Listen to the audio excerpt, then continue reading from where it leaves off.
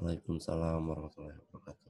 Terima kasih Bapak Erlangga Muhammad telah menyediakan waktunya untuk kami di sini berbagi ilmu. Jadi Pak Angga ini dari The Photo Moto ya, bener Pak ya? Pakai P. Pakai P ya, karena Inggris ya, aman ya. Gue bilang The Photo berarti Indonesia. Aksen Sunda gue terselamatkan di sini. Emang sengaja gue pakai aksen Sunda, P-O-T-O-M-O-T-O. Sebagai yang tinggal di kawasan Jawa Barat ya Pak ya. Berkuliah di Bandung ya. Oke, terima kasih waktunya Pak Angga dari The Photo Moto. Jadi teman-teman selamat bergabung kembali di segmen ketiga dengan Erlangga Muhammad dari The Photo Moto. Saya akan share screen tentang CV dari beliau. Waduh. Asik ya? Oh, itu bahasa Inggris bukan bahasa Rusia. Aduh. Aman. Jadi Pak Angga ini adalah seorang entrepreneur lebih dari 10 tahun ya Pak di dunia kreatif. Professional photographer, juga dinominasikan sebagai Best International Wedding Photographer dari Fearless International Photographer. Oh, keren. Ini kalau dikasih tepuk tangan Pak, kalau kelas. Cuma nggak ada background aja. Gitu nggak ada. Oke. Date of birth. Wih, tuan lu ya sama gue ya. 5 Juli 86. Alamatnya di Taman Manggis Permai Blok J. Sekian di Depok. Nomor telepon, email, tercantum. Silakan teman-teman kalau ingin mungkin bisa nanya langsung boleh Pak ya? Boleh. Setelah Mangga. kelas ini pengen masih ingin ditanyakan karena mungkin keterbatasan waktu. Silakan kontak beliau langsung. Nah, ini education latar belakang pendidikannya alumni Unpad sama kayak gue. Cuman beliau itu di Rusia, sastra Rusia. Russian Philology Essay. Waduh. Leninisme Revolutionary Regime. Ngeri ya, bahasa dibahas ya? Masa dibahas ya. Masa dibahas kalau di sastra Rusianya pernah ngapain aja nggak dibahas. Nah, ini latar belakang pekerjaan yang pernah mungkin dilakukan di tahun 2009 itu sebagai Rusia English Translator Business Development SPV di Bintan Resort Cakrawala. Oke, pernah di seberang berarti ini 2010 brand spesialis PT Garuda Food Putra Putri Jaya, 2012 di sebagai SAP Consultant di Garuda Food juga, 2013 SAP Crisis Management Consultant di Metrasis Telkom Group ya, anak perusahaan Telkom ya. Betul. Nah, sejak 2015 sampai saat ini adalah CEO PT Cerita Kita Bahagia. Jadi kalau pengen bahagia boleh nanya. Dan CMO PT Futan Logistik Indonesia. Nah, ini Pak, pertanyaan gue, 2014 kemana Pak? 2014 transisi sih itu. Transisi kan 2014-nya resign. Ya beres lah kita lah ya. Yeah. Set up goals segala macam, set up manajemen, ya makan waktu setahun lah. Setahun. Oke, berarti selama bekerja itu tabungannya cukup untuk membuat itu semua selama setahun ya? Nggak cukup. Kita kan harus positive thinking, Pak. Modal nekat. Oke. Baiklah, sekian perkenalan dari Pak Angga. Terima kasih teman-teman yang sudah bergabung. Belum ya? Oke, boleh Pak Angga, silakan diambil alih. Kami persilakan Pak Angga untuk bercerita. Jadi teman-teman yang mau nanya seperti biasa, tulis di kolom chat. Nanti akan saya panggil namanya, akan saya sebutkan namanya. Silakan langsung nanya dengan beliau. Oke, silakan Pak Angga. Oke, bismillahirrahmanirrahim. Assalamualaikum warahmatullahi wabarakatuh, teman-teman. Salam. Langsung ya, karena waktunya nggak banyak, sementara pembahasannya lumayan mendalam. Jadi kita bahas soal brand building, lalu nanti kita lanjut ke soal marketing management. Oke. Gitu. Oke.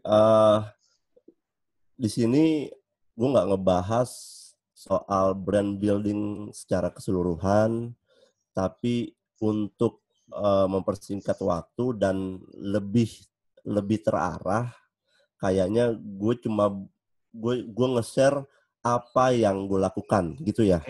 Oke. Uh, Based jadi on your apa yang experience ya. betul. Jadi bukan gue nggak ngebahas teori brand segala macem.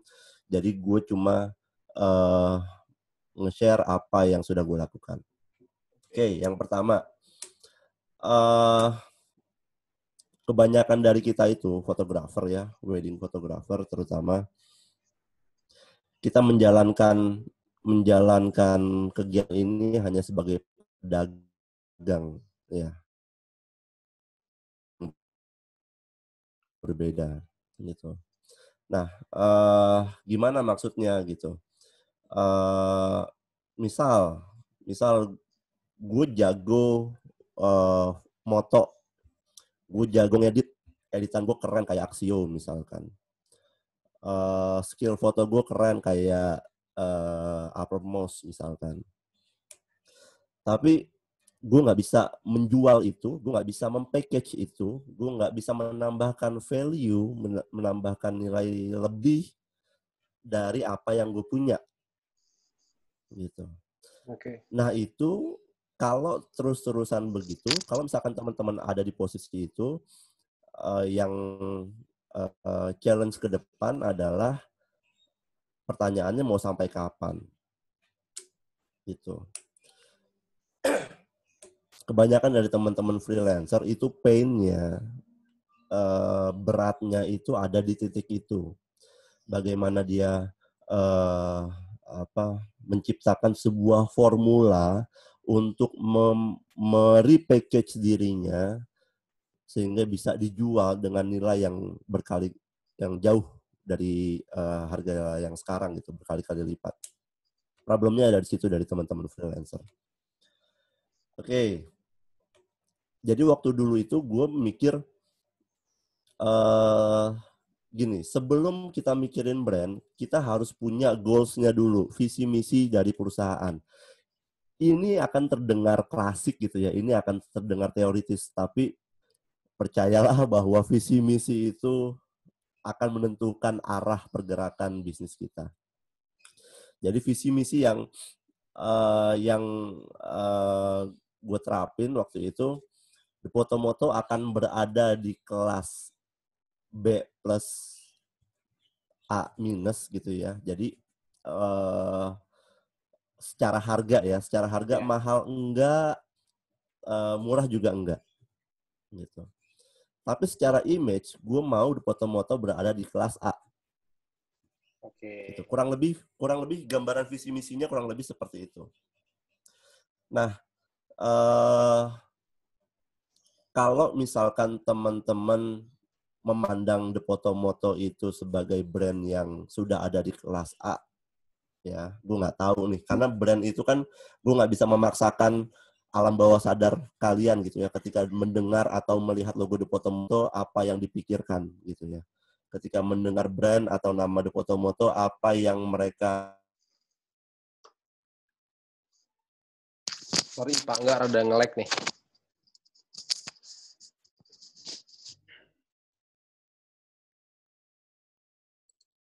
Ini nge-lag gara-gara Jerings bukan nih? Lagi nggak hujan cuy, garing. Ikutnya kan persekutuan. Persekutuan. Kita tidak membahas konspirasi pemirsa. Oh, Jimo mandi dulu. Ini gue doang yang putus. Gue doang yang putus apa gimana? Lu doang. Astagfirullahaladzim. Lu doang. Apa-apa. Start from beginning. Ada yang nggak setuju nih kayaknya nih. Konspirasi. Aduh, konspirasi. Kalau kita jawab nggak boleh ngomong pemerintah sama Bali katanya. Nggak boleh ya. Jangan mention dua nama itu ya. Garings banget ya. Sampai mana tadi? Tadi nge-lag, nggak kedengeran suaranya. Visi misi. Oke. Akan menentukan arah kemana bisnis lo bergerak. Betul, ya. Jadi yang gue lakukan adalah image Depotomoto itu gue nggak mau secara harga ya, secara nominal gue nggak mau mahal, tapi gue juga nggak mau murah. Tapi secara image gue juga nggak mau Depotomoto itu berada di kelas menengah. Gitu. Ya paling nggak A- lah. Gitu. Nah, kalau misalkan teman-teman mendengar image brand atau logo tulisan Depotomoto gitu ya, kalau misalkan di alam bawah sadar kalian itu sudah bisa menilai bahwa Depotomoto itu ada di kelas A minus, Depotomoto bahwa brand yang mahal. Eksklusivitas tinggi pokoknya. Betul. Nah, berarti gue sudah mencapai titik itu. Paham ya? Ya. Nah, gitu. Nah, itu kan masalah, tapi kan problemnya adalah gue nggak bisa memaksakan, gue nggak bisa mendrive semua pikiran orang. Yang gue bisa adalah menciptakan sebuah brand image. Nah, itu adalah brand. Kayak gitu. Nah, pertanyaannya adalah teman-teman di sini sekalian mau memposisikan brand kalian itu goals itu titik tertingginya ada di mana? Mau bermain di level mana? Gitu. Nah, ketika kita sudah menentukan hal itu, kita baru bisa nyusun strategi lainnya. Misal kayak pemilihan nama gitu ya. Problemnya adalah biasanya memilih nama itu ada di depan. Oke. Gitu ya. Yang repot adalah pernah ada salah satu teman wedding photographer ngobrol,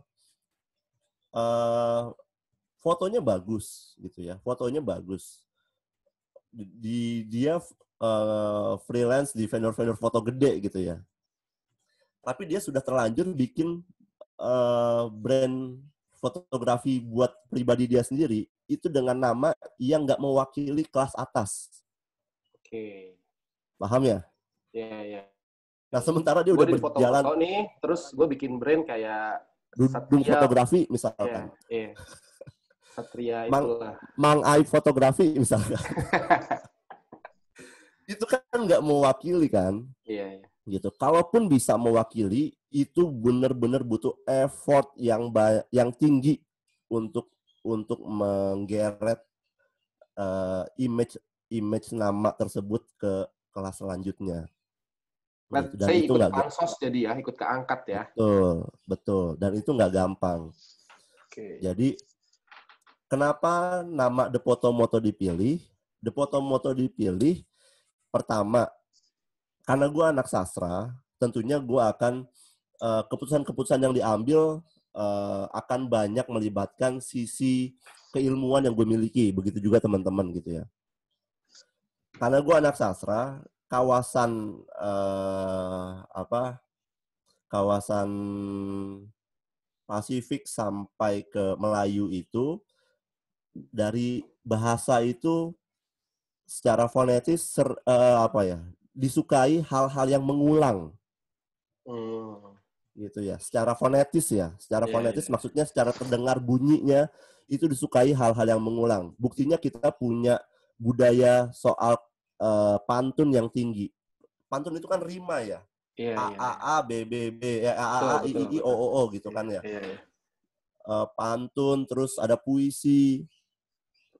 Itu di Melayu sangat kuat. Jadi kawasan Malaysia, Indonesia, Filipina itu termasuk kawasan Melanesia. Dan itu secara budaya fonetis pengulangan kata itu sangat banyak dan familiar penelitian banget ya. Betul. Dan penelitian linguistik pengulangan kata itu terjadi cuma ada di kawasan ini. Gitu. Di kawasan lain ada tapi nggak banyak gitu. Apalagi Sunda. Sunda itu banyak banget pengulangan fonetis. Karena Sunda itu berbicara menggunakan lebih pada mendengar menggunakan fonetis kayak mi dok dok, mi tek tek. Iya. Ya. Pacecep. Itu mengulang. Pacecep, cecep, gorbacep gitu ya. Nah, Rusia. situasi sosiologi budaya itu yang gue manfaatkan gitu. Oke. Secara fonetis foto-moto itu kan mengulang ya, gitu ya, mengulang. Nah, tapi pertanyaannya gimana caranya agar ini tetap bisa diterima di kalangan atas gitu. Karena kalau foto-moto doang kayaknya kurang diterima gitu. Akhirnya tambahin de aja gitu, de foto-moto Iya. gitu. Oke. Gitu. Jadi Nah, jadi research-nya sedalam itu ya. Jadi secara nama pun gue sudah ngesetnya sesuai dengan goals akhir gitu. Goals akhir gue ada di titik ini, maka nama strategi marketing semuanya harus relevan sama goals-goalsnya. Kayak begitu. Nah, gue berani taruhan yang melakukan hal ini itu nggak banyak. Gitu ya. Padahal dalam sebuah bisnis, dalam sebuah brand management, brand building, itu harus relate dengan soal marketing strategi, terus soal pergerakan bisnis segala macam itu harus relate gitu. Pertanyaannya jangan-jangan kebanyakan dari kita tuh nggak sampai ke titik itu gitu. Ayo ngaku. Ya, karena banyak mampir. Jadi Nggak kelewat. mampir, betul. Lupa dengan tujuan. Nah, masalahnya ada di situ. Ini aplikatif buat nggak cuma buat fotografi ya, ini aplikatif buat bisnis-bisnis yang lain. Kayak gitu. Nah, itu satu dari tahap awal untuk brand building seperti apa. Ya. Lalu yang kedua adalah bagaimana cara menuju ke sana gitu kan pertanyaannya kan. Setelah rancangannya ada, lalu pertanyaan yang kedua adalah bagaimana menuju ke sana, how to get there. Gue pernah sharing dan waktu itu juga pernah ada yang dari peserta ada yang bilang gini, terang aja lu bisa ngomong begini karena lu nggak ngerasain wedding kampung gitu. Lu sih. Terus gue bilang, siapa bilang gitu. The foto-moto itu dari wedding kampung. Serius lu? Dari wedding Sempat kampung. Dari wedding ngalamin. kampung. Ngalamin. Dan gue moto dari wedding kampung. Dari wedding tendaan itu gue moto. Gitu. Tapi memang dikasih target. Gue berada di titik ini sampai berapa lama. Mau sampai kapan begitu ya? Mau sampai kapan. Mau nggak mau, suka nggak suka, gue harus punya, harus ngikutin dari buku panduan yang gue punya. Gitu. Karena di buku panduan itu misalkan, 1 tahun gue berada di sini, tahun kedua gue berada di sini, tahun ketiga gue udah berada di sini gitu. Paham ya, kebayang ya? Ya. Nah, dari situ akhirnya ke cara bekerjanya juga ke drive gitu. Jadi kita tahu mana yang harus diambil dan mana yang harus enggak. Mana yang harus ditampilkan sebagai showcase di Instagram, mana yang enggak. Gitu. Jadi ketika gue di wedding kampung itu, ada juga wedding-wedding yang bagus gitu ya. Tapi apa iya itu gue langsung update di sosial media? Tapi enggak. Gue keep dulu. Karena belum saatnya. Gitu. Jadi benar-benar gue benar-benar dari bawah. Kenapa gue bilang penting kita memulai dari bawah? Ketika kita mulai dari bawah, kita bisa tahu menuju ke sananya yang cepat itu pakai apa gitu. Oke. Beda kasusnya ketika misalkan ini perusahaan besar, ada beberapa orang yang sebagai investor di sana, ada CMO, ada CEO, ada COO, segala macam, ada CTO, itu beda. Mereka punya perannya masing-masing. Betul. Kenapa gue dari bawah? Pertama, gue sendirian. Bikin website gue sendirian. Brand building gue sendirian. marketing manajemen gue sendirian. Dari sendirian itu artinya apa? Gue harus banyak belajar gitu. Nah, kelas terbaik untuk belajar adalah praktek langsung di lapangan. Oke. Gitu. Dari Berarti lu praktek langsung multitasking dulu ya? Betul. Betul banget. Apa sendiri ya? Multitasking banget. Setelah manajemen kelas tahap awal selesai, lalu PR-nya adalah gue harus belajar motret. Jadi, memulai di foto-moto, gue nggak bisa motret. Tapi lu udah bikin visi misi untuk di dunia bisnis fotografi nih? Betul. Antik sekali ya? Gue nggak bisa motret dan gue nggak punya kamera. Oke. Gitu. Sekalipun motret, itu gue biasanya manggil Bang Ali. Dan gue sebagai second photographer. Oh, jadi udah lu menetes Alienko dulu sebelumnya ya? Alienko belum ada waktu itu. Oh, belum. Masih Ali Umar. Ali Umar. Jadi, Bang Ali itu banyak ngebantu gue gitu. Jadi, ibaratnya gue owner di foto-moto, ngerangkap menjadi krunya Bang Ali di lapangan. Padahal itu proyeknya foto-moto gitu. Oke. Iya. Jadi karya-karyanya di foto-moto ketika tahun dari 2010 sampai 2013, itu karyanya Bang Ali semua. Gitu. Iya. Dan gue belajar di situ. Strobisan gimana, pakai kamera gimana, itu gue belajar banyak dari Bang Ali. Dan itu kelas gratis, kelas mahal gratis. Ali Umar ya. Kelas yang mahal banget dan gratis buat gue gitu. Nah, karena gue percaya begini, ketika membangun sebuah brand, kita memang harus perlu tahu baiknya kita harus perlu tahu semua hal gitu ya, semua hal. Tapi kita nggak perlu menguasai semua hal. Paham ya? Iya.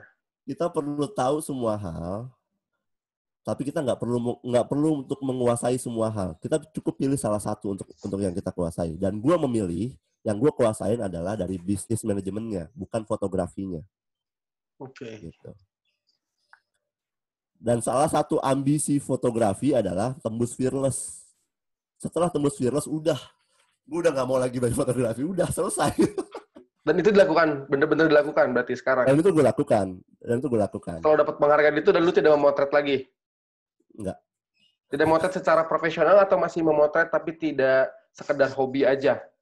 Sekedar hobi aja, dan kalau misalkan ada klien yang sifatnya memang harus gue yang foto. Contoh misalkan foto di luar negeri, itu gue masih kesulitan untuk mencari freelancer yang mau trip sendirian ke luar negeri. Gue mau kok, Pak. Nah, boleh tuh. Masalahnya kan itu kan. Masalahnya itu gitu. Jadi trip luar negeri masih gue sendiri gitu. Dan kalau misalkan wedding gitu ya, teman-teman boleh tanya di teman-teman freelancer di sini kalau ada yang gabung. Gue hampir sama sekali nggak pernah in charge gitu ya. Meskipun di grup kalau foto-foto kan ada grup project gitu ya. Iya. Naik lagi nih, Pak. Nah, sip. Melek lagi ya, sorry. Nah, aman. Di foto-foto kan ada grup project gitu ya. Nah, grup project itu bahkan gue jarang in charge gitu. Jarang monitoring. Gitu. Jadi bukannya nggak mau monitoring, tapi gue udah bikin sistem yang supaya dengan atau tanpa gue, di foto-foto tetap jalan gitu. Oke. Nah itu. Nah berarti quality control-nya gimana nih? Nah itu masuk dalam sistem itu. Quality control-nya itu udah masuk dalam sistem. Untuk Ini jadi ada zero mistake tuh lu bikin sistem di situ berarti ya? Betul. Ini ada Sahmanda nih. Ada Rizky Sahmanda nih. Waduh, gue pamit deh. Pentolan IWPC nih. Nah, dia itu pernah kita pernah kerja bareng ya, Depotomoto pernah kerja bareng sama Mas Rizky Sahmanda ini. Siapa sih dia? Dia ketua adminnya IWPC lah. Gitu. Oh, admin IWPC. Oke, ampun dah. Nah, kita pernah kerja bareng Depotomoto sama si Sahmanda ini gitu. Komen pertama yang keluar dari mulut si Rizky ini, Mas Rizky Sahmanda ini adalah, loh, Mas Angganya mana gitu. Jadi bayangan dia ketika dia project bareng Depotomoto itu ada gua gitu. Oh, oke. Nggak ada gua. Gua ada di grup gitu. Tapi gue sangat jarang in charge di grup, itu sangat jarang. Kecuali memang ada isu-isu tertentu gitu, kayak misalkan kayak kemarin ada kondisi COVID tapi harus benar-benar tetap jalan. Nah, itu gue benar-benar ngingetin, kasih protokol kesehatan segala macam. Kayak gitu. Nah, ini salah satu dari yang tadi gue bilang, salah satu dari urutan terpenting sebelum membangun brand. Gitu. Jangan sampai juga ketika brandnya sudah jalan, image-nya sudah bagus, tapi ternyata manajemennya nggak jalan. Gitu. Atau yang teman-teman juga sering ngobrol tuh, ada salah satu wedding photographer terkenal, tapi dia brand personal gitu ya, menyebut nama kayak misalkan Erlangga Muhammad Fotografi gitu ya. Oh iya. Dia curhat ke gue bener-bener mau lepas dari nama gue sendiri gitu. Gue capek gitu. Ada yang nyebut nih. Ada yang nyebut nih. Ada yang nyebut nih. Dia bilang gue capek gitu. Nah, soal keletihan, kebosanan itu sudah gue pikirin dari awal gitu ya. Oke.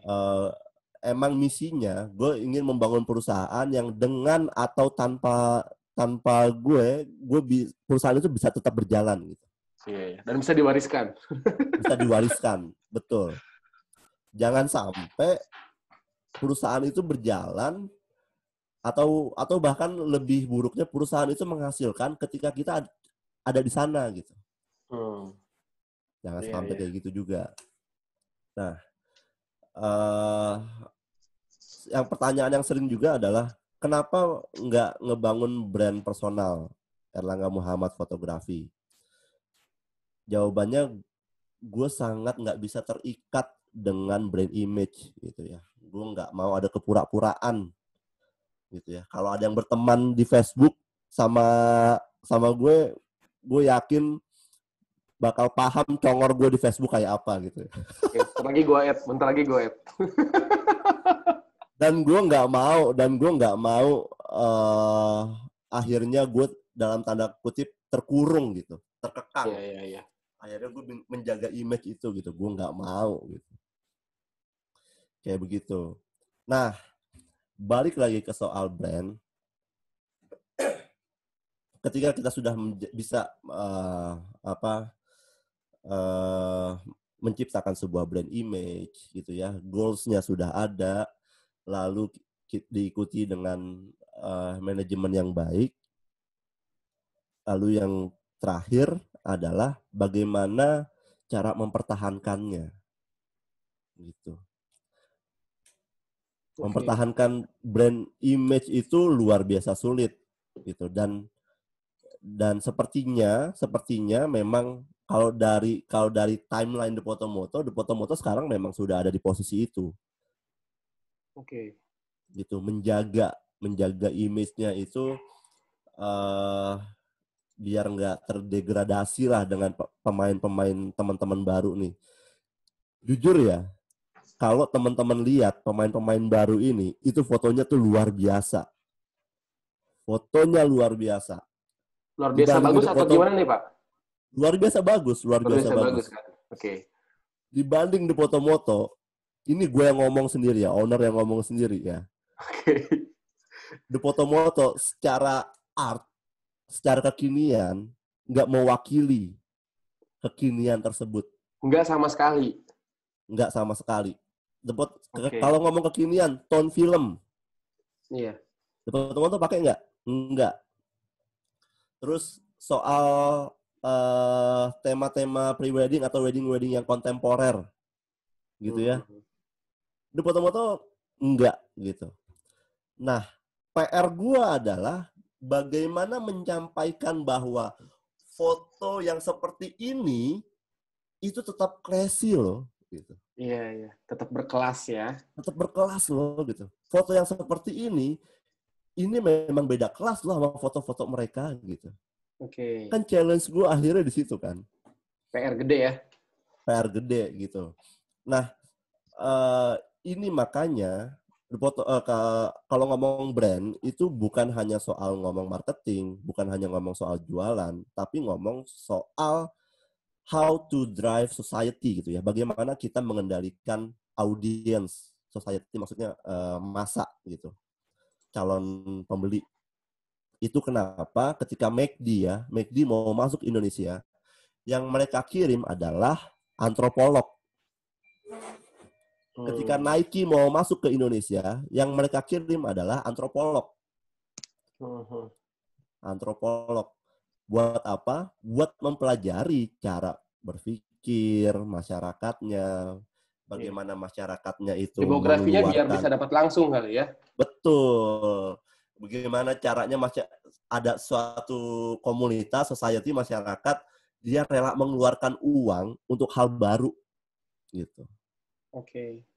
Nah, itu salah satunya yang gue terapkan adalah soal pemilihan nama tadi, yang tadi gue cerita, soal fonetis, foto-moto, mi-tek-tek, mi-dok-dok, gitu. Iya. Nah, itu salah satu konsep membangun brand dari segi fonetis pendengaran. Gitu. Dan itu nggak ada di pelajaran marketing, nggak ada. Tapi ada di antropologi, ada di sastra. Oke. Begitu kira-kira. Oke. Nah, setelah brand, lalu tahapan selanjutnya adalah bagaimana ngebooster soal marketing. Yang kebanyakan kita lakukan adalah upload di Instagram, lalu ngiklan di Instagram, tahapan lebih lanjutnya, lalu mengumpulkan database, gitu ya. Itu 3 tahapan yang common dilakukan oleh para pebisnis gitu ya. Itu hal yang common. Itu hal yang mendasar ya. hal yang umum, hal yang mendasar. Nah, coba tanya ke diri kita masing-masing, 3 hal itu sudah kita laksanakan atau belum? Begitu. Mempublish itu artinya yang upload lah, posting segala macam secara reguler gitu ya. Lalu yang kedua, ngiklan dalam artian meskipun nggak harus ngiklan, tapi artinya gimana caranya kita bisa menjangkau audiens dengan banyak. Itu kan prinsip iklan kan itu ya, gitu. Itu sudah dilakukan apa belum? Lalu yang kedua, mengumpulkan database. Foto-foto database dari tahun 2010, kliennya masih ada, masih lengkap. Mulai dari nama CPW, CPP, tanggal lahir, agama, alamat, nomor telepon, alamat email, itu masih lengkap kita. Gitu. Kalau misalkan teman-teman belum melakukan 3 hal yang mendasar tersebut adalah maksudnya kalau belum melakukan 3 hal tersebut, jangan pernah bermimpi untuk menjadi besar. Oke. Gitu ya. Gue ulang ya. Ini agak menohok tapi emang harus gue ulang. Kalau belum melakukan 3 hal tersebut, jangan pernah bermimpi untuk menjadi besar. Gitu ya. Karena itu benar-benar sifat dasar. Fundamen ya. Betul. Gitu. Kalau sekedar jualan, mamang-mamang pinggir jalan tukang gorengan juga jualan. Oke. Gitu ya. Pertanyaannya kita mau berkembang apa enggak nih? Gitu. Mau berbisnis apa mau jualan nih? Ya. Dialah lu pebisnis atau pedagang ya? Betul. Pedagang, lo BEP, lo balik modal bisa hidup buat sebulan atau hari esok gitu ya, dia udah tenang. Oke. Itu pedagang, gue udah balik modal kok, udah dapat untung gitu ya. Nah, kalau pebisnis adalah gimana misalkan ada satu produk power bank misalkan ya. Yeah. Power bank harganya 100.000. Gimana kalau di tangan kita bisa jadi harga 500.000 gitu. Yeah. Nah, putar otak tuh mulai dari value brand, terus mulai dari sudut pandang memasarkan, misalkan sudut pandang memasarkan copywriting. Misal begini, kalau teman-teman yang belajar copywriting pasti udah tahu. Misal begini, gue bisa ngiklan power bank dengan sudut pandang yang beda. Misal begini, di saat pandemi kayak begini, itu nggak ada yang bisa ngejamin loh supply listrik PLN itu bisa tetap standby dalam 24 jam. Yeah. Terus kalau misalkan listriknya mati, bisnis teman-teman gimana follow up-nya? Gitu. Balas WhatsApp gimana gitu. Coba deh, lo beli power bank ini deh. Power bank ini bisa nolong loh. Bisa nolong kegiatan bisnis tuh loh gitu. Okay. Nah, ini kan sudut pandang kan. Power bank yang tadinya cuma fungsinya sebagai daya tambahan. Nah, kita angkat ceritanya dari sudut pandang lain gitu. Lebih bervalue ya. Betul, itu contoh lebih kecil bernilai. lah gitu. Okay. Nah, hal itu yang gue terapin juga di wedding. Gimana caranya ketika jualan itu nggak melulu ngangkat promo wedding, diskon, bla bla bla segala macam. Itu nggak kayak begitu juga gitu. Boleh kayak begitu, nggak salah gitu. Tapi tingkat konversinya, persentase dealingnya itu akan menjadi biasa aja. Oke, balik lagi ke 3 hal tadi ya. Ketiga hal soal posting, advertising, sama database.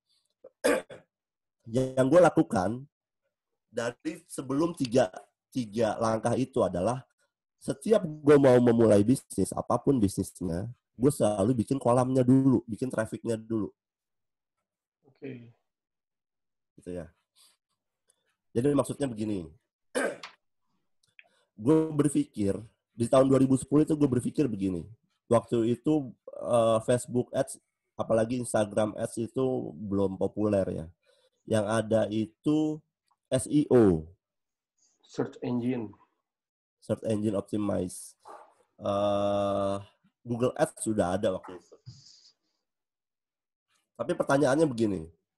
Karena gue sendiri ya, gue ulangin lagi ya, gue tuh sendiri, nggak ada investor segala macam. Gue mikir begini. Ini nggak mungkin kalau misalkan gue ketergantungan sama platform orang. Gitu. Google itu punya orang kan. Iya. Terus ketika gue mau jualan, masa iya gue harus ngiklan terus sih? Gitu. Kemampuan finansial foto-moto ada berapa sih gitu? Nggak mungkin gitu, nggak mungkin bisa running kalau misalkan begini terus gitu. Akhirnya yang akhirnya sampai sekarang jadi prinsip gue adalah sebelum memulai bisnis, gue mulai dengan kolamnya dulu. Gitu. Kolam maksudnya apa? Gue kumpulin ribuan, bahkan ratusan ribu database calon pengantin yang akhirnya nanti akan gue iklanin untuk produk gue sendiri. Jadi waktu itu gue bikin website pendamping dari thepotomoto.com. Jadi website yang kayak The Bright Dep, kayak tips-tips pernikahan gitu ya. Itu 2010 gue udah, 2010 rancangannya udah ada, 2011 terrealisasi. Dan sampai sekarang website itu menjadi top number 1 Google keyword searching untuk pernikahan di Indonesia. Oke. Gitu. Bukan karena ada orang dalam ya? Bukan ya. Proses itu memang yang menentukan akhirnya bisa di top search ya.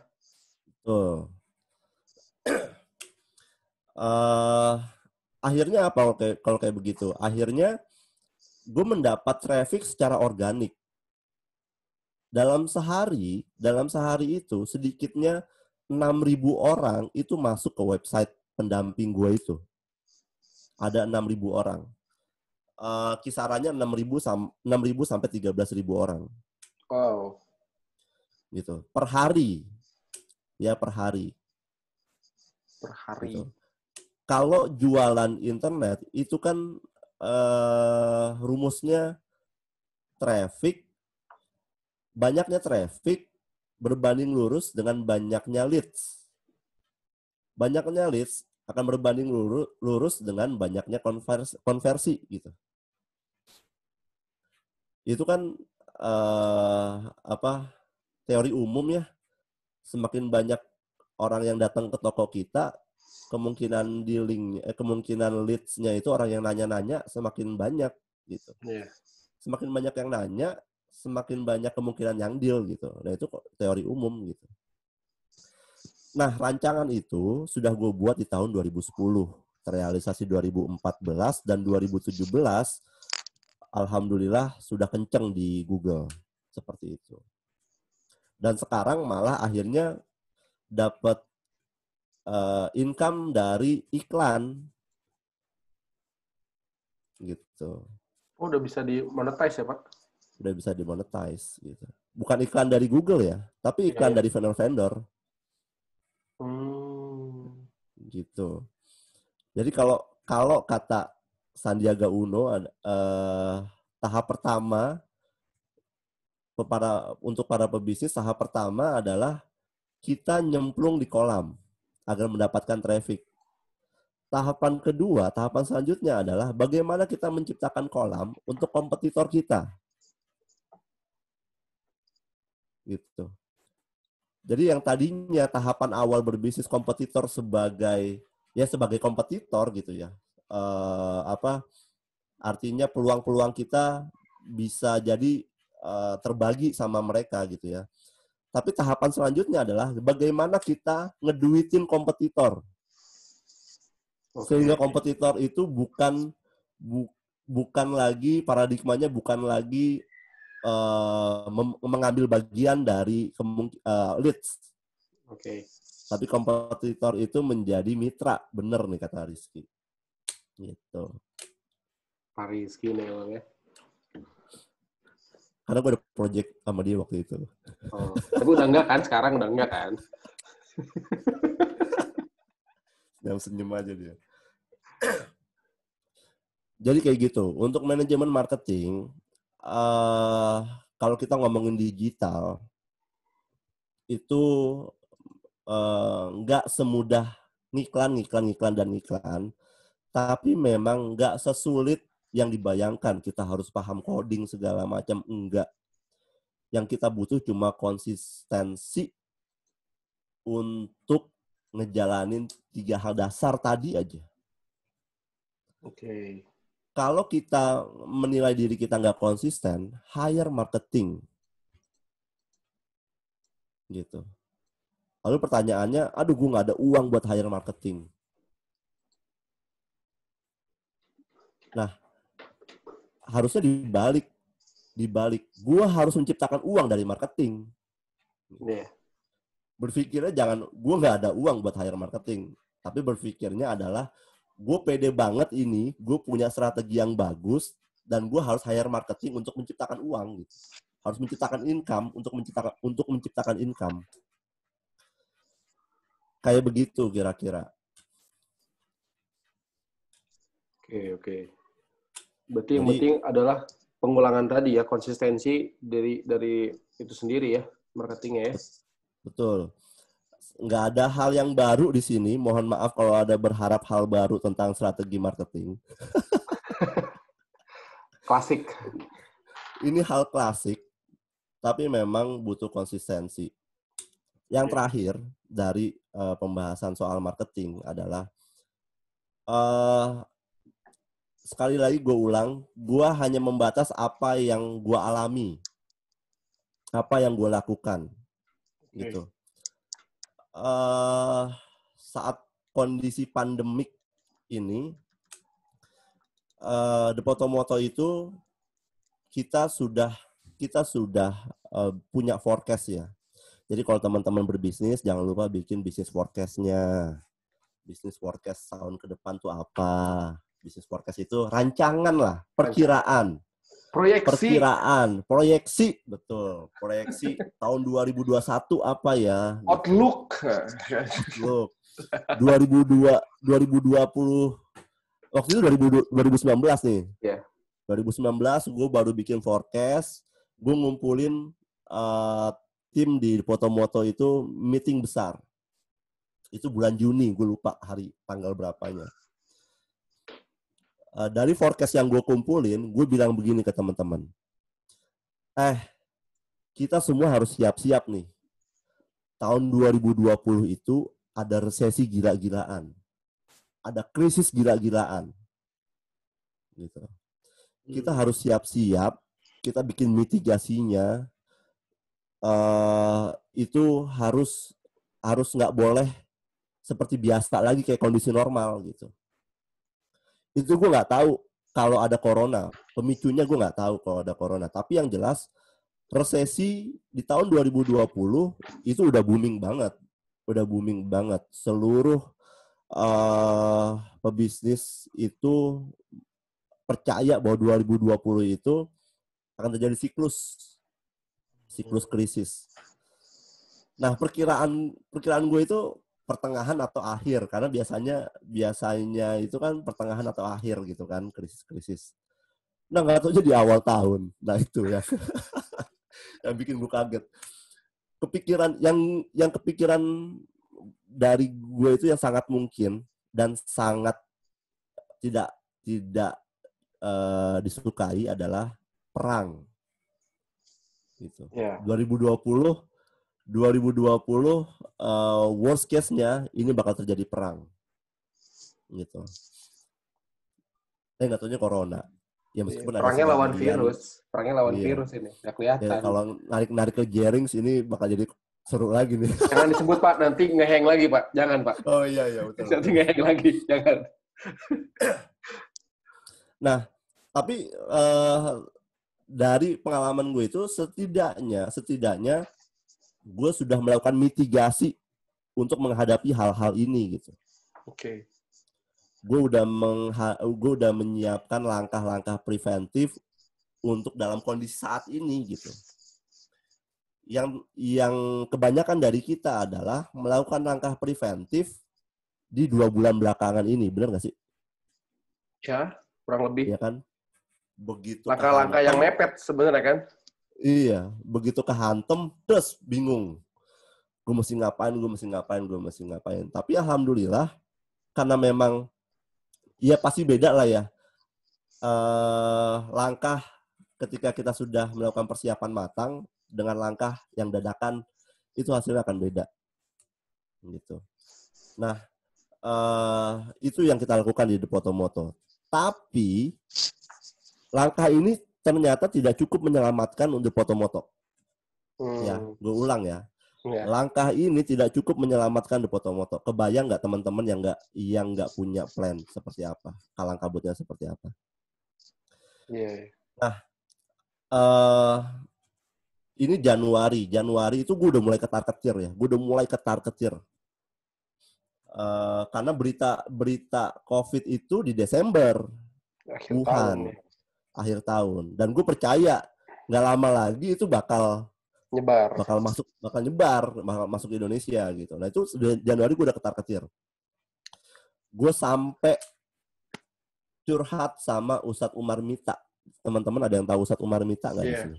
Tahu. Ada ya. Gue sampai cerita sama Ustadz Umar Mita tentang kondisi bisnis gue gitu. Terus Ustadz Umar Mita tuh cuma bilang begini. Antum sudah mengerjakan hal apa dari sisi bisnis? Gue jelasin karena Ustadz Umar Mita kan juga punya usaha. Jadi kalau ngobrol soal bisnis lumayan enak. Masih nyambung ya? Nyambung. Antum udah melakukan apa? Gue ceritain begini. Ya udah bagus, ikhtiarnya udah bagus gitu. Terus mau coba nggak cara yang baru kata dia gitu. Yang insya Allah ini memang cara secara teman-teman pebisnis muslim melakukan hal ini gitu. Terus ditanya, antum masih punya orang tua nggak? Masih, Ustaz. Ya sudah. Selama 40 hari, kontak dengan orang tua jangan pernah putus. Oke. Sekedar nanya apa kabar, sekedar nanya sudah makan atau belum, atau sekedar senyum tatap muka via video call. Oke. Jangan putus. Itu gue lakuin.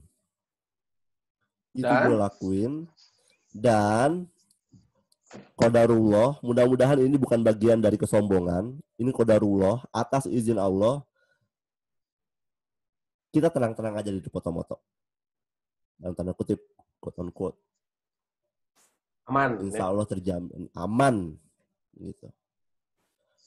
Kondisinya dalam kondisi krisis, insya Allah dengan kombinasi strategi itu, strategi bis sama strategi langit, gue nyaman banget. Begitu kira-kira. Ini akan terdengar normatif.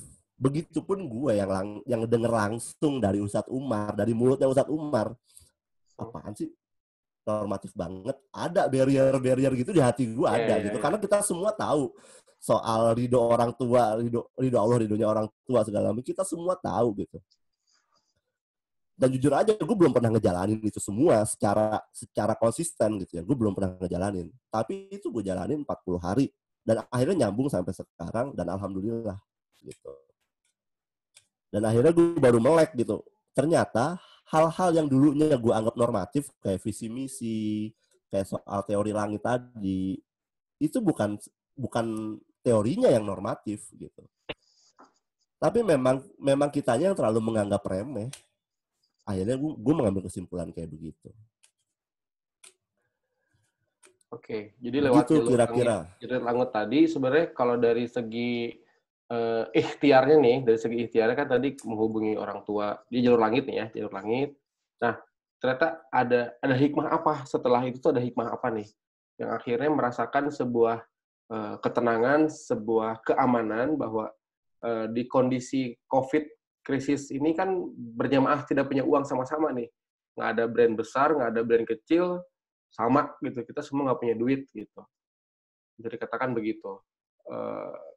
Nah, ternyata ada hikmah apa sih yang The Photomoto alami sendiri gitu. Insya Allah sih kalau kita di sini mungkin tidak berpikir ke ria atau kesombongan ya, tapi ini kan cerita gitu. Ya, pertama ya gue harus ulangin lagi ya, mudah-mudahan ini nggak ada bagian dari sebuah kesombongan. Atas izin Allah, tim kita masih utuh. Oke. Gitu.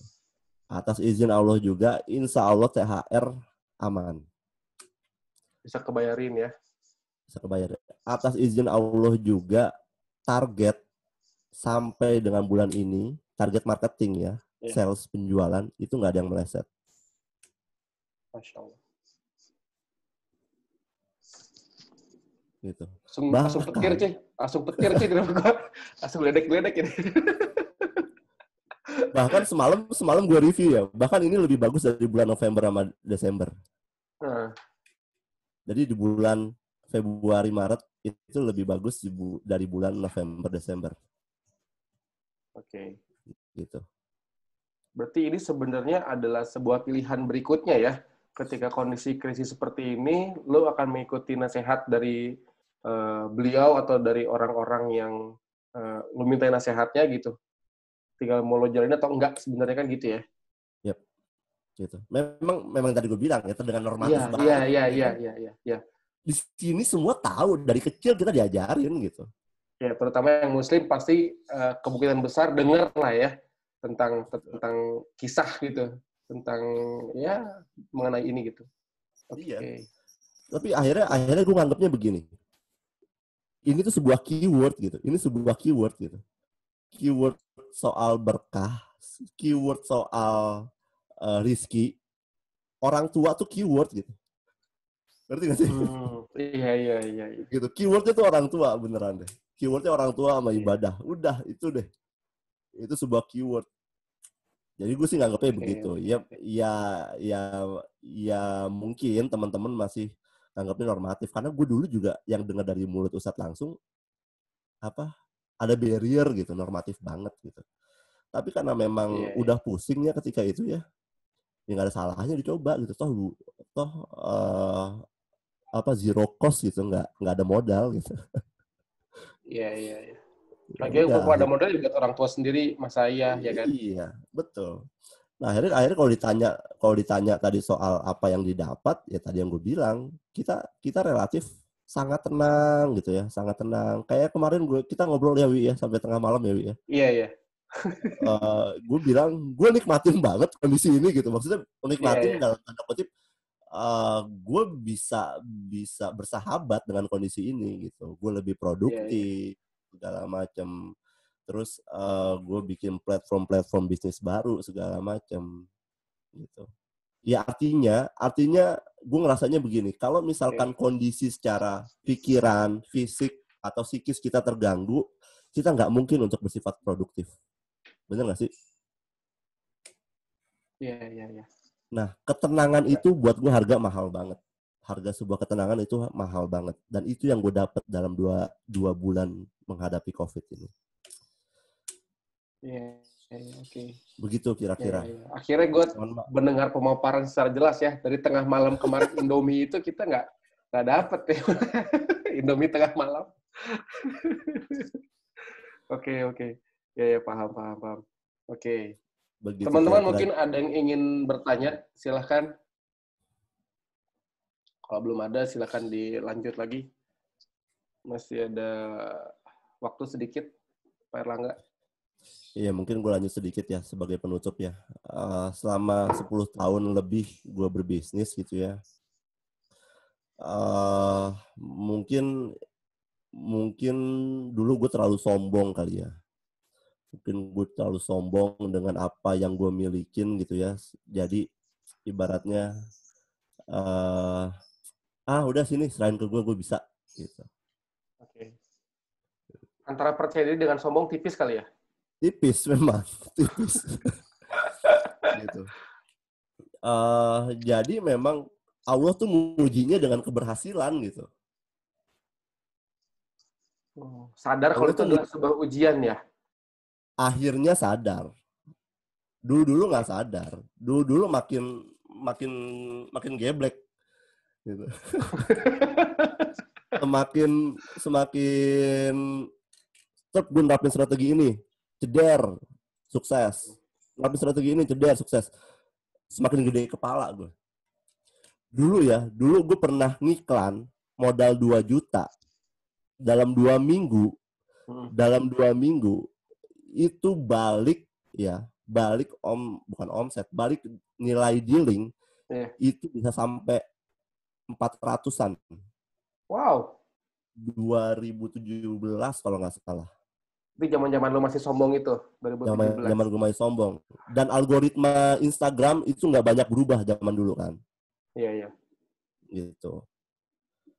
Dan itu gue gede kepala banget, gue petantang-petenteng gue. Preman Depok ya kan? Tapi beneran petantang-petenteng. Maksudnya begini. Maksudnya akhirnya agensi teman agensi sosial media, agensi digital itu akhirnya pada konsultasi ke gue gitu akhirnya soal ini gitu. Nah, ya Allah ngujinya lewat itu, lewat keberhasilan gitu lah. Begitu gue lupa, ya dihantem lah gue 2018. Terpuruk seluruh bisnis gue gitu. Gitu. Nah, untungnya itu yang namanya bisnis, menjalankan bisnis itu kan kita perlu mentor ya. Perlu mentor.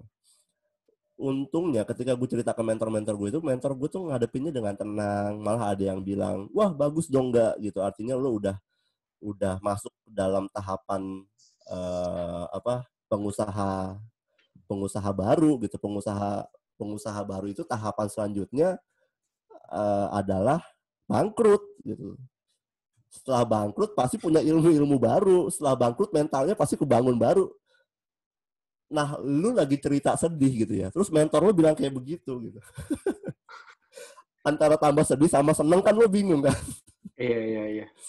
Bingung sih itu dengerinnya. Nah, iya gitu. Nah, akhirnya juga dari situ banyak yang nyaranin mentor-mentor tuh mendekat, ya ibadah gitu ya. Iya. Nah, akhirnya ya udah gitu dari 2018 gue dihajar habis-habisan sampai ke titik terendah mungkin ya. Akhirnya gue belajar lah dari situ. Belajar dari situ, makin banyak baca buku baca-baca soal biografi pengusaha, dan akhirnya gue nemuin benang merah dari seluruh pengusaha ya. Pengusaha favorit gue adalah Abdurrahman bin Auf. Ya. Kalau zaman sekarangnya itu ada di siapa? Pemilik Virgin. Ya dialah pokoknya. Si bapak itulah. Si bapak itulah. Dari seluruh biografi pengusaha yang gue baca, benang merahnya adalah apapun agamanya, apapun kepercayaannya, mereka selalu berbagi. Richard Branson, benar Bapak Azmi, terima kasih. Richard Branson, betul. Richard Branson. Mereka selalu berbagi. Iya, apapun kepercayaannya, apapun agamanya, mereka selalu berbagi, dan berbaginya itu jor-joran. Orientasinya orientasi berbagi. Kalau di Islam sedekah. Iya. Benang merahnya ada di situ, dan nggak ada alasan buat gue untuk nggak melaksanakan hal itu. Sampai akhirnya alhamdulillah di titik ini. Itu aja kira-kira yang bisa gue sampaikan. Oke. Teman-teman. Baik, terima kasih. Teman-teman ada yang ingin bertanya silakan, akan dibuka 3 pertanyaan karena waktu juga. Ayo, silakan yang ingin bertanya, masih ada untuk 3 pertanyaan. Silakan langsung open mic aja. Ada yang mau nanya, silakan teman-teman. Silakan. Halo. Boleh nanya nih, Mas? Oh, siap. Bang Toras, silakan Bang Toras. Sila. Oke. Selamat sore, Mas Erlang. Sore, Bang Mas, Toras. mau nanya nih, Mas. Masalah showcase tadi, Mas, yang di Instagram. Masalah tentang pembagian, ada wedding, kita berasal dari wedding kampung kan. Nah, kalau misalnya kita tuh punya 2 klien tuh, baru-baru motret lah misalnya, baru punya siap dapat job, baru selesai job satu job kampung, satu lagi job gedung. Pasti Mas ngusulinnya kan uploadnya yang job di gedung dulu. Nah, kalau setelah itu selesai gimana tuh, Mas? Dan kita nggak punya bahan uploadan lagi, apakah mungkin kalau misalnya kita tuh tidak aktif, Instagram kita tuh nggak aktif sehari atau 2 hari atau 3 hari karena menunggu foto yang bagus itu muncul kembali atau menunggu dapat klien baru, atau kita harus ngupload terus walaupun ya kadang-kadang yang kita upload itu foto job-job kampung, atau gimana bagusnya, Mas? Oke. Makasih Bang Toras pertanyaannya. Ini jadi pertanyaan besar dulu ketika Instagram itu awal-awal mulai ya. Awal-awal mulai itu kita juga punya keresahan yang sama nih Bang Toras. Dulu itu nggak ada story Instagram. Ya, story nggak ada. Nah, sekarang engagement di Instagram itu melalui story itu sangat diperhitungkan gitu. Nah, kalau pertanyaannya sudah nggak ada bahan untuk upload, kita bisa aktif di story kayak gitu. Karena memang Instagram sendiri bilang engagement, interaksi di story itu diperhitungkan buat mereka gitu. Jadi nggak melulu soal post. Ada temen gue itu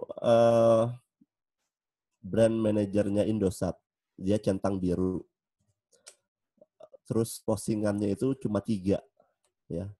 Postingannya cuma 3, tapi view story-nya itu ribuan.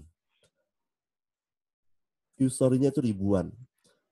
Karena memang story-nya berkualitas, tentang ilmu yang dia miliki di-share semua di story. Pertanyaan-pertanyaan dibalesin semuanya. Terus gue bilang, emang sekali lo nge-share story, nge-share umpan gitu ya di story itu bisa sampai berapa interaksi, berapa pertanyaan, sampai ratusan, dan itu dibalesin semuanya gitu. Pegel sih emang dengernya ya. Ngedengernya aja pegel apalagi ngelakuinnya. Tapi ya emang itu yang harus dilakukan gitu. Dan itu kayaknya contoh satu-satunya deh. Gue nggak tahu kalau teman-teman ada punya referensi lain. Postingannya cuma 3 post. Tapi followernya juga dikit, 2.000. Tapi sekali story itu bisa 5.000, 10.000 gitu. Gue juga nggak tahu bisa begitu, ajaib banget. Nah, bisa pilihannya kalau tadi pertanyaan Bang Toras, pilihannya bisa lebih aktif lagi di story. The Potomoto juga tiap hari nggak setiap hari upload Instagram gitu, tapi bisa dipastikan story-nya aktif tiap hari di Potomoto ya. Kayak gitu. Itu bisa jadi solusi, bisa jadi jawaban dan patut dicoba. Mas, gitu Bang Toras. Itu kalau konten yang di story itu biasanya kalau misalnya akun resmi itu gitu Mas, kan nggak mungkin share soal politik ya kan. Nah kalau The Potomoto sendiri dia nge-share-nya apa tuh Mas? Misalnya kalau di story Instagram-nya tuh Mas. Oke, kita coba buka story Instagram-nya The Potomoto ya. Boleh, silakan. Langsung aja Pak, enggak bisa kok. Ya. Diakses sama orang dalam, teman.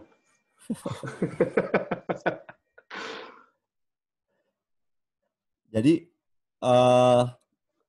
kalau di Potomoto itu, kalau diperhatiin ya teman-teman di Potomoto, teman-teman perhatiin story-nya di Potomoto itu nggak semuanya soal portfolio loh. Ada konten-konten kayak self healing, ya, ada tips untuk memperbaiki diri buat cewek-cewek gitu ya. Karena audiensnya kebanyakan cewek, yang kita kejar ya tips-tips soal buat cewek-cewek gitu ya. Ini kayak story kemarin masih ada nih sekarang nih 19 jam yang lalu. Kalau dilihat itu kan kayak thank you for being my unpaid therapist gitu ya, buat teman-teman cewek ke sahabat ceweknya gitu ya. Terus baru promo Ramadan Best Deals gitu ya. Dan kalau diperhatiin ya, di Potomoto itu setiap promo tuh nggak pernah ada kata-kata promo. Oh gitu. Ya. Coba share screen bisa nggak, Bro? Kok bisa gitu Mas? Ya ini nengok nggak ada ininya sih, nggak ada kata promonya. Ya kan? Iya. Sebentar ya. Instagram.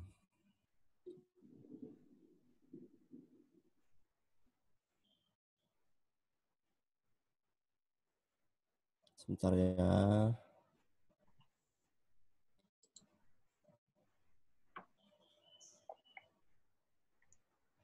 Teman-teman yang lain kalau mau bertanya boleh silakan ditulis dulu di kolom chat di bawah ya. Berarti 2 pertanyaan lagi. Silakan. Mumpung ada waktunya nih sama beliau. Kontak beliau harus Indomie tengah malam. Iya.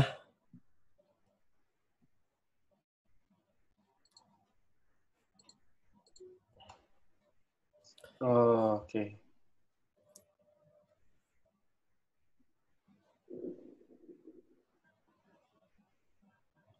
Ramadan Pestil.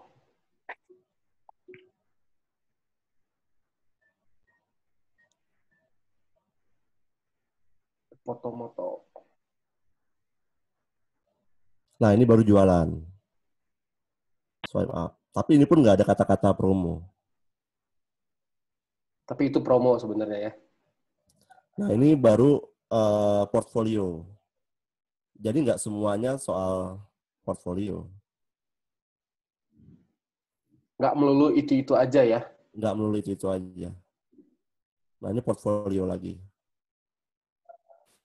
Jadi portfolio dalam seminggu cuma 3 hari atau 4 hari gitu. Sisanya konten.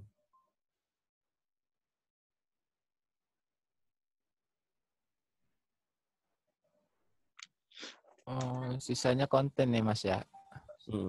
Biasanya tentang wanita karena yang kita kejar wanita ya Mas. Iya, tergantung audiensnya apa, terus kita bisa langsung sasar ke sana. Ini langsung ditutup dengan promo lagi.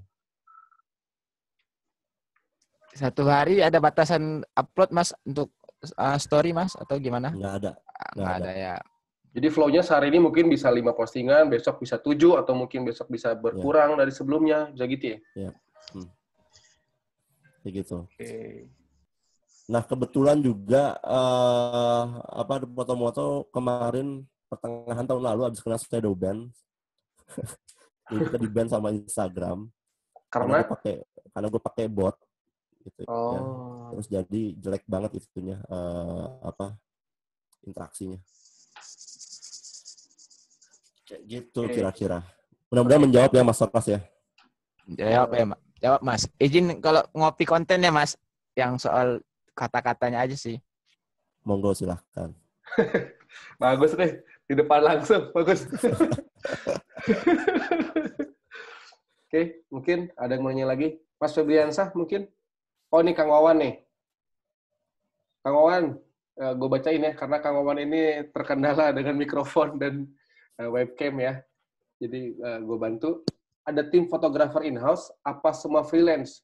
Terus yang ngurusin digital marketingnya di maintain sendiri, apa pakai jasa agency? Oke, The Fotomoto terakhir ada in-house itu tahun 2018. Kita tadinya pakai in-house, ada in-house fotografer sama videografer.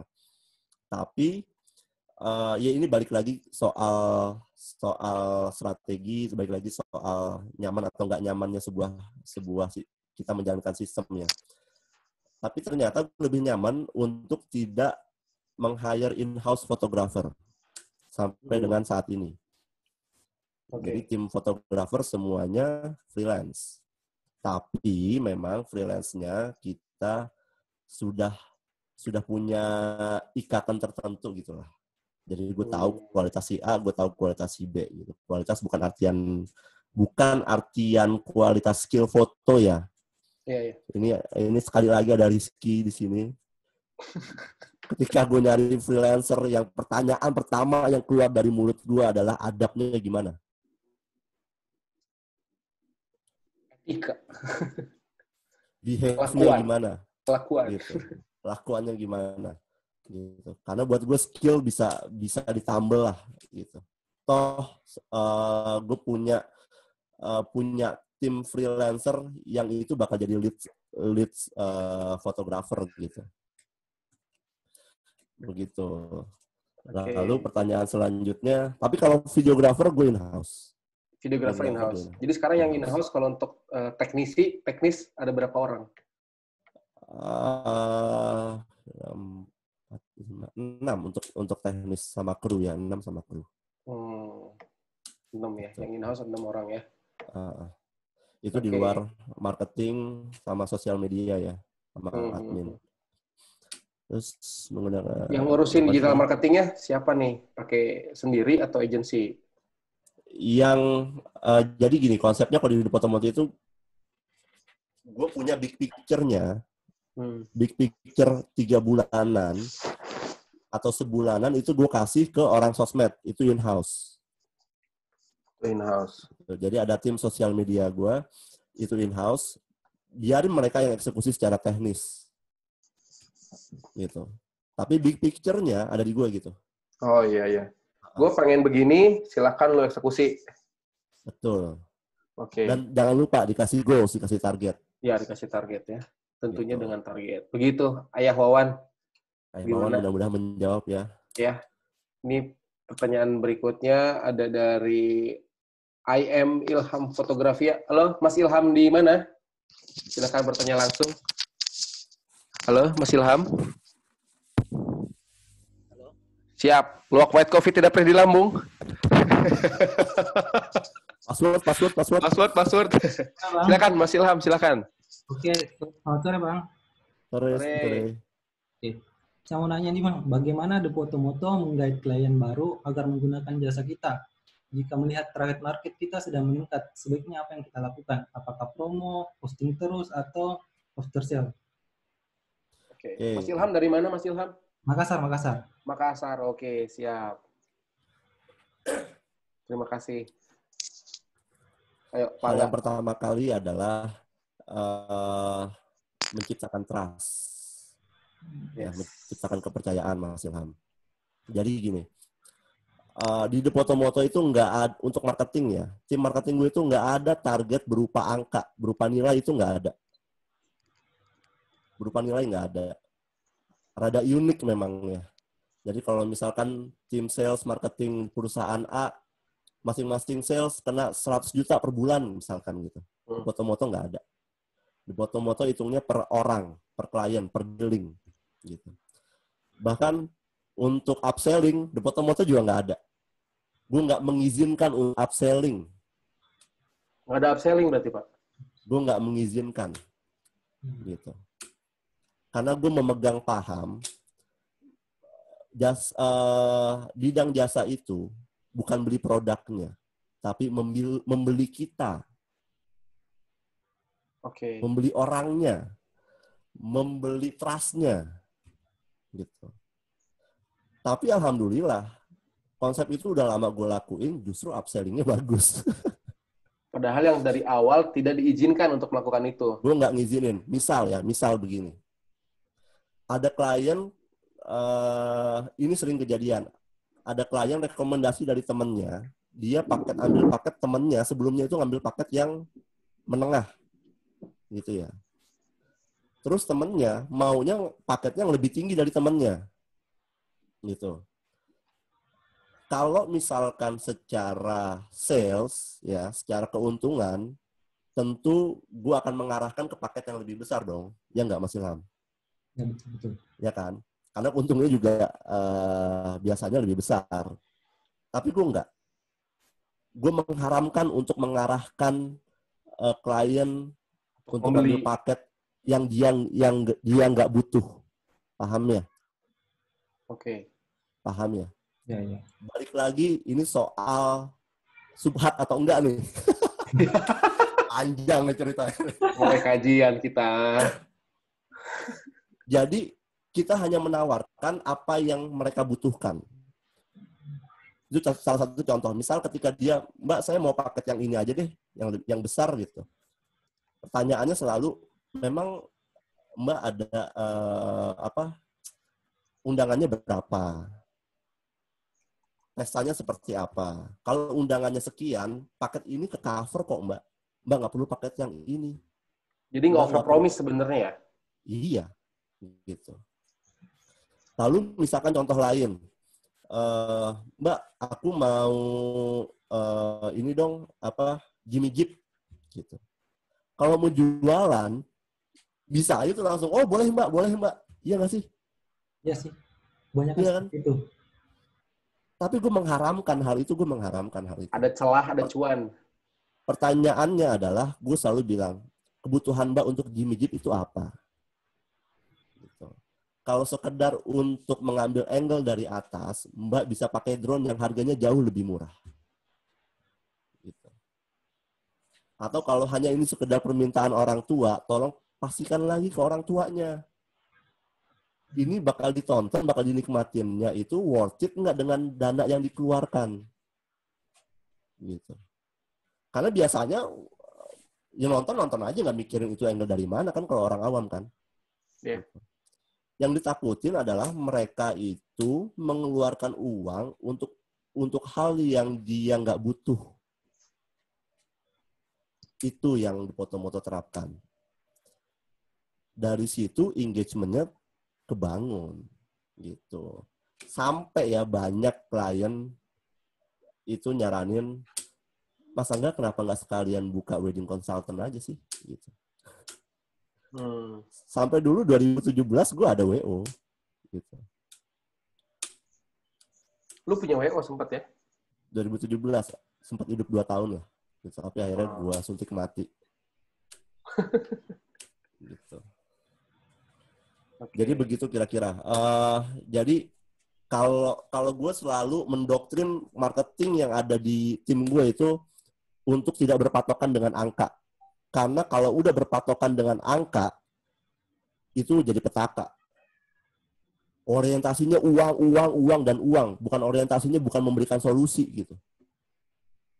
Jadi, so what kind of debt tuh apa jadi sebenarnya?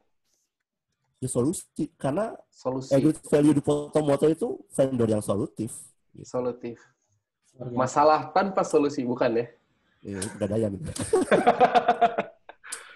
Oke, paham. Gitu. Jadi brand DNA-nya, wah ini kalau ngomongin DNA itu panjang lagi. DNA brandnya adalah salah satunya adalah solutif. Solutif ya. Solutif, berkah dan lain-lain. Kayak gitu lah. Oke. Jadi begitu Mas Ilham, tadi nanya jika melihat traffic market. Aman ya Mas Ilham? Aman. Menjawab ya. Jadi Siap. pastikan ketika meeting sama klien, pastikan kita mendapat trust mereka, itu sudah cukup. Trust. Atau kalau misalkan kita nggak sempat ketemu mereka, sifatnya ini sosial media, pastikan profil sosial media kita itu menimbulkan trust ketika melihat profil kita atau melihat konten-konten kita. Baik. Dan itu nggak dibangun dalam satu malam, Mas Ilham. Yoi. Nggak kayak Aladin. Nggak kayak Roro Jonggrang. Siap. Thank you, Mas Ilham. Oke, ini ada dari Mas Fatur nih. Oke, Bang Angga mau nanya, selain Instagram, apakah Facebook dan YouTube juga bisa digunakan sebagai media promosi? Karena audiens market beda-beda gitu kan ya. Sorry, mic video off, jaringan lagi susah. Siap, Mas Fatur. Bisa banget. Ya. Jadi gini, masing-masing industri itu di dalam satu industri itu masing-masing vendor nggak selalu sama channel promosinya. Betul. Ketika waktu itu di JWP ya di Jogja, itu ada 80-an peserta, hampir semuanya channel marketing itu dari Instagram. Mostly hampir Instagram. Semuanya. Yap, gitu. Tapi di foto-foto nggak dari Instagram. Gitu. Foto-foto dari website, gitu, dari Google. Iya. Nah, harusnya pertanyaan balik buat Mas Fatur. Kita sudah melakukan riset belum? Calon klien kita itu, audiens kita ada di mana? Gitu. Nah, kalau misalkan kita sudah melakukan riset, audiens kita sekian persen ada di sini, sekian persen ada di sini, sekian persen ada di sini, itu bisa relate ke program marketing kita. Menghabiskan dananya misalkan ya sesuai sama persentase audiensnya gitu. Kebayang nggak? Iya. Kebayang ya? Kebayang. Ya, mudah-mudahan menjawab ya Mas Fatur ya. Gue wakili Mas Fatur. Gimana Mas Fatur? Oke Bang, siap. Oke, Kayak gue makin ya kan. Oke. Satu pertanyaan terakhir kalau masih ada yang mau nanya. Kalau nggak kita langsung Oh ini nih Bang Toras tadi. Bang, rekomendasi bangun website efektif gimana? Wah, ini ada sesi berikutnya. Ntar kalau gue jawab, ntar Mas Bang Toras nggak ikut yang selanjutnya. Ini mending nanti pertanyaan ini. Narasumber gue.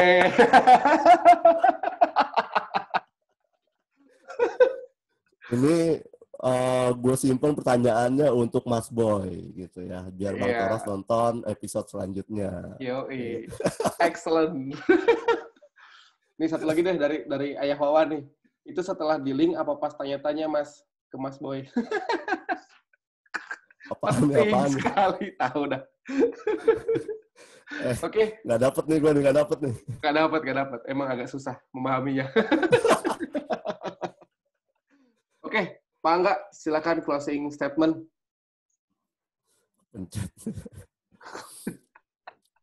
Ya, closing statement yang bisa gue share adalah gue cuma meluruskan, menasihati diri gue sendiri bahwa berbisnis itu bukan hanya soal strategi bisnis, bukan hanya soal strategi marketing, bukan hanya soal profit, tapi ini juga soal ketaatan kita sama Sang Pencipta, kedekatan kita sama orang tua, dan ibroh kita untuk agama. Udah itu aja. Wassalamualaikum warahmatullahi wabarakatuh. Waalaikumsalam warahmatullahi wabarakatuh. Terima kasih Bapak Angga. Kayaknya gue akan banyak cerita Indomie tengah malam lagi nih kayaknya nih. Ada beberapa hal yang perlu gue tanyain. Tapi berhubung waktu kita terbatas, akan sholat asar, kita foto bersama dulu. Kita foto bersama. Iya, pada beberes, jangan lupa. Iya, wajah-wajah. Pada beberes, wajah-wajah. Yang pakai hijab, beresin jilbabnya.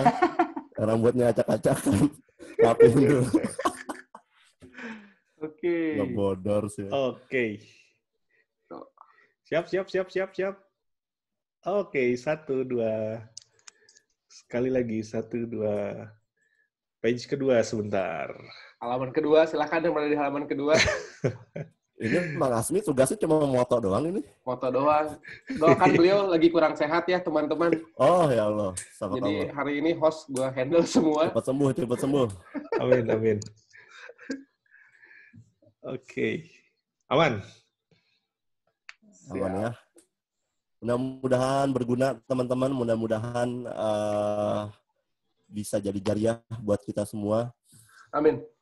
Kalau ada yang cocok silahkan diimplementasiin, dan gue yakin juga nggak semuanya bisa adaptable buat diimplementasikan ke bisnis kalian, itu nggak perlu dipakai.